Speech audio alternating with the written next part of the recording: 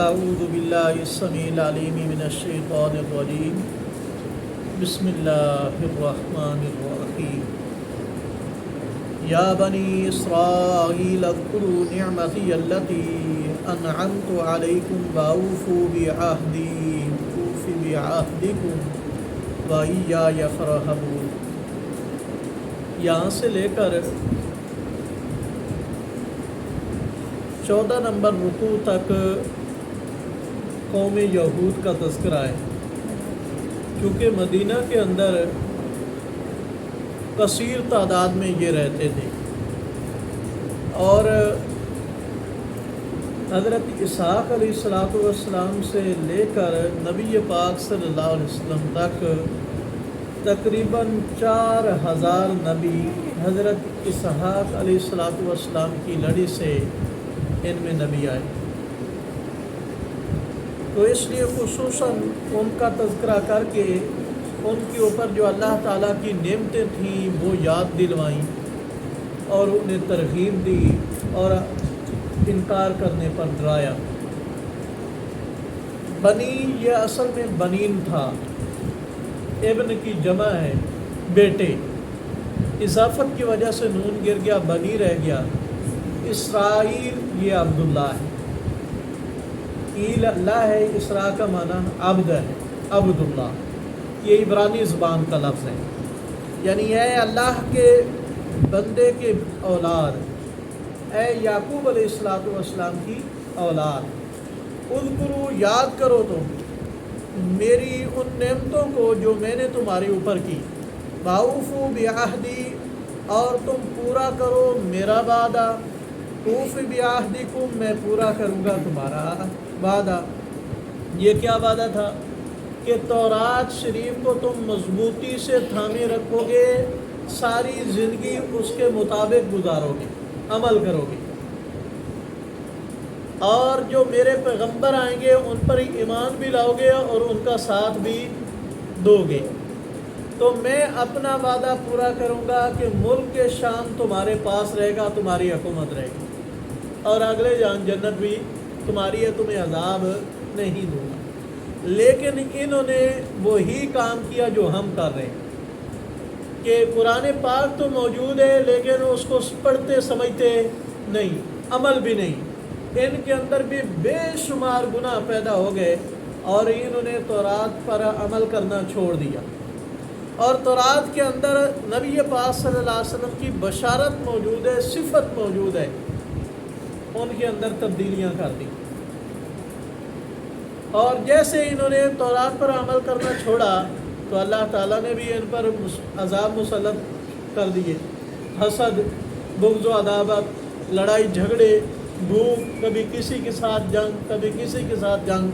تو اللہ کریم فرماتے وَإِيَّايَ فَارْهَبُونَ اور مجھ ہی سے تم ڈرو، وَآمِنُوا بِمَا أَنزَلْتُ مُصَدِّقًا لِمَا مَعَكُمْ اور تم ایمان لاؤ اس پر جو میں نے نازل کیا، یعنی قرآن پاک، مصدقا لما معکم وہ قرآن پاک تصدیق کرنے والا ہے اس کتاب کی جو تمہارے پاس موجود ہے، تورات، یعنی تورات کے جو مرکزی مضمون ہے عقیدہ توحید، عقیدہ آخرت، اللہ تعالیٰ کی صفات، احکام، وہ وہی ہیں جو تورات کے اندر ہیں، یہ انہیں سچ بتلانے والا ہے، تم بھی اس کی کیا کرو، تصدیق کرو قرآن پاک کی۔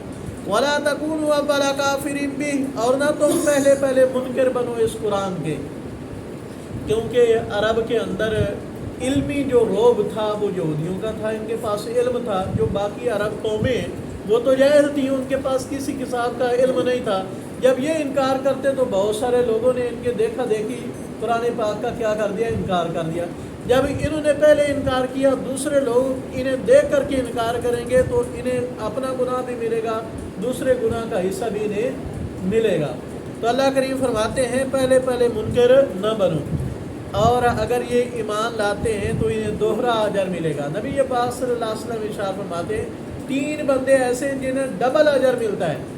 ایک وہ بندہ جو پہلے ایک نبی پر ایمان رکھتا تھا، پھر نبی پاک صلی اللہ علیہ وسلم کا پتہ چلا ان پر ایمان لایا، تو اللہ کریم نبی پاک صلی اللہ علیہ وسلم فرماتے ہیں اسے دوہرا اجر ملے گا۔ دوسرا وہ بندہ جو کسی کا غلام ہے، اپنے آقا کی محنت مزدوری بھی کرتا ہے، اس کی بھی تابع داری کرتا ہے، اور ساتھ ساتھ اللہ تعالیٰ کی عبادت بھی کرتا ہے، اسے بھی ڈبل اجر ملے گا کہ محنت مزدوری بھی کر رہا ہے، مشقتیں اٹھا رہا ہے، ساتھ ساتھ اللہ تعالیٰ کی عبادت بھی کر رہا ہے۔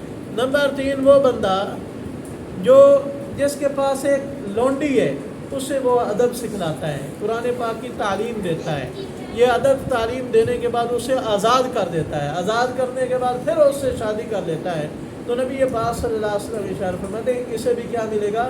ڈبل اجر ملے گا۔